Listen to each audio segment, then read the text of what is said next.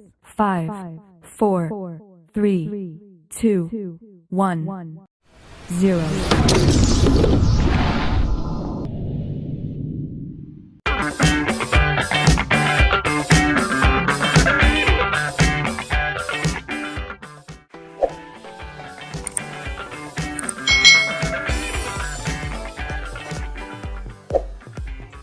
Hai, selamat datang kembali di channel YouTube Kak Citra. Apa kabar nih adik-adik semuanya? Kak Citra berharap kalian dalam keadaan yang baik, sehat, dan semangat untuk belajar. Hari ini kita akan belajar untuk mata pelajaran tematik kelas 2, tema 2, subtema 4, bermain di tempat wisata, pembelajaran yang pertama. Kita langsung saja ke materinya. Benny bersama teman-temannya sudah sampai di pantai. Bu guru bersama siswa bercengkrama. Jadi Benny bersama teman-temannya sedang berwisata di pantai. Nah, kalian bisa lihat Benny dan teman-temannya sedang bermain layang-layang. Ada percakapan antara bu guru dan Benny serta teman-temannya. Anak-anak, kita sekarang sudah di lingkungan pantai. Bagaimana perasaan kalian? Tanya bu guru. Lalu Benny menjawab, kami sangat senang, Bu. Sekarang silahkan bermain dulu, tetapi tidak boleh jauh-jauh. Paham anak-anak? Kata bu guru. Paham, Bu, jawab para siswa. Bu, saya ingin bermain layang-layang, kata Benny. Lalu bu guru, boleh Benny? Kalau kami ingin menulis-nulis di pasir, Bu, kata Lani. Silahkan, tetapi ingat, jangan terlalu dekat dengan tepi pantai ya. Siswa bersama-sama menjawab, baik Bu. Sebelum bermain, ibu mau bertanya, benda apa saja yang ada di pantai? Tanya bu guru. Lalu Dayu menjawab adik-adik, ada kapal, pancingan, keranjang ikan, jaring, pelampung, dan sampan, Bu. Lalu Mei menjawab, ada pasir, batu, air, dan kerang, Bu. Udin juga menjawab, balon dan layang-layang, Bu. Bu guru berkata, pintar anak-anak ibu semua. Beri tepuk tangan untuk kita semuanya. Nah, ini adalah percakapan antara bu guru dengan Benny serta teman-teman satu kelasnya. Mari kita jawab pertanyaan berikut sesuai isi teks percakapan tadi. Bagaimana perasaan siswa ketika sampai di pantai? Ya, mereka merasa senang. Siapa yang ingin bermain layang-layang? Ya, Benny yang ingin bermain layang-layang. Apa yang ingin dilakukan Lani? Ya, Lani ingin menulis-nulis di pasir pantai. Apa yang ditanyakan bu guru kepada siswa? Ya, bu guru bertanya benda apa saja yang ada di pantai.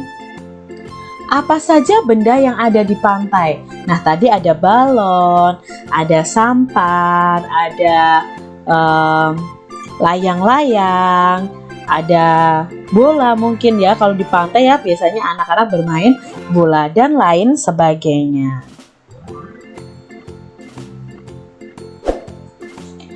Anak-anak, saat kalian membaca percakapan tadi, apakah ada tanda baca? Nah, kita akan belajar tentang tanda baca nih. Apa saja tanda bacanya? Nah, dalam percakapan tadi, Kak Citra menemukan tanda tanya. Nah, ini ya, ada tanda tanya seperti ini. Tanda tanya ini digunakan untuk mengakhiri kalimat tanya. Kita sudah belajar tentang kalimat tanya. Kalian bisa lihat video Kak Citra tentang kata tanya. Lalu di percakapan tadi juga ada tanda titik. Nah, ini ya tanda titik di akhir kalimat. Itu digunakan untuk mengakhiri kalimat berita. Lagu apa ya yang cocok untuk bermain layang-layang? Kira-kira lagu apa adik-adik? Ya, ada lagu layang-layang yang bisa kalian nyanyikan dengan teman-teman kalian. Lagunya seperti ini. Ku ambil bulu sebatang, ku potong sama panjang, ku raut dan ku timbang dengan benang, ku jadikan layang-layang, bermain, berlari, bermain layang-layang, bermain ku bawa ke tanah lapang, hatiku riang dan senang. Coba ya adik-adik latihan menyanyikan lagu layang-layang.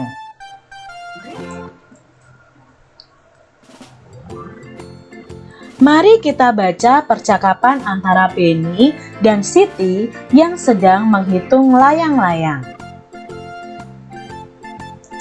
Aku pernah membaca tentang membagi dengan bilangan 1, kata Siti. Lalu Benny berkata, bagaimana hasilnya? Siti juga bertanya, bagaimana kalau kita coba? Wah, ide yang bagus, kata Benny. Lalu mereka mencoba adik-adik. Nah, kita kan sedang menghitung layang-layang.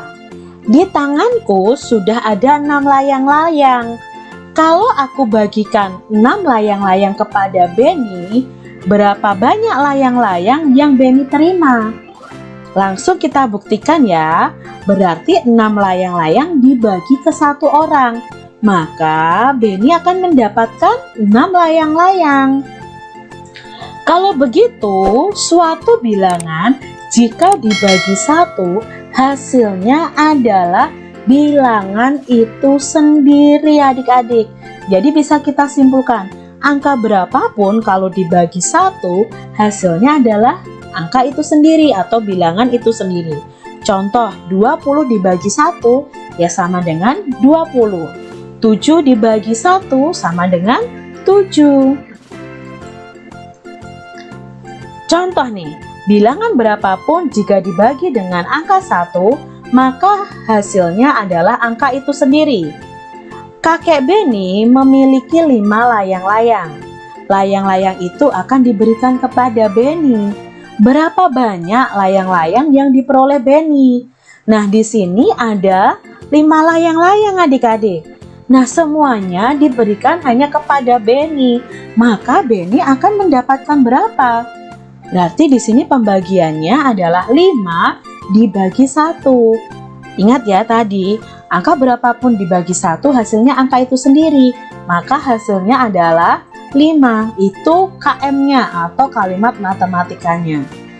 Kesimpulannya atau KJ-nya, jadi banyak layang-layang yang diperoleh Benny ada 5. Itu yang pembagian dengan angka 1.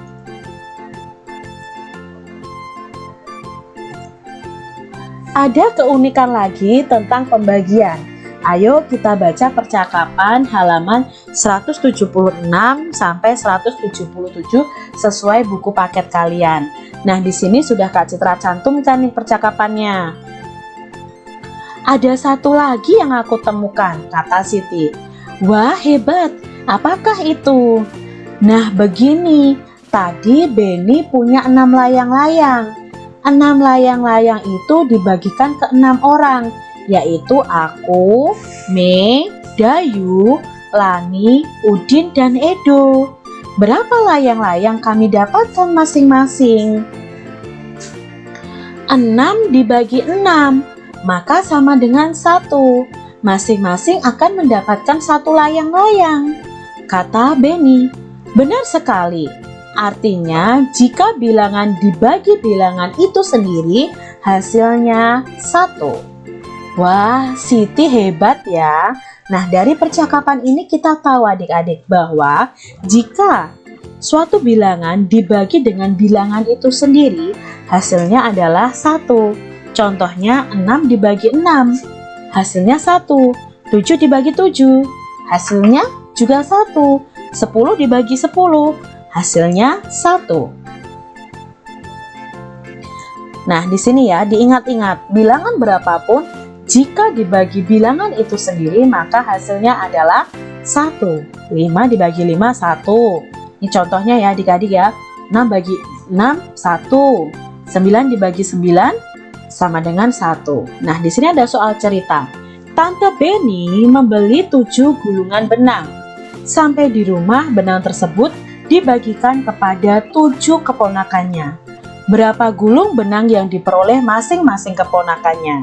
Maka KM-nya adalah 7 dibagi 7.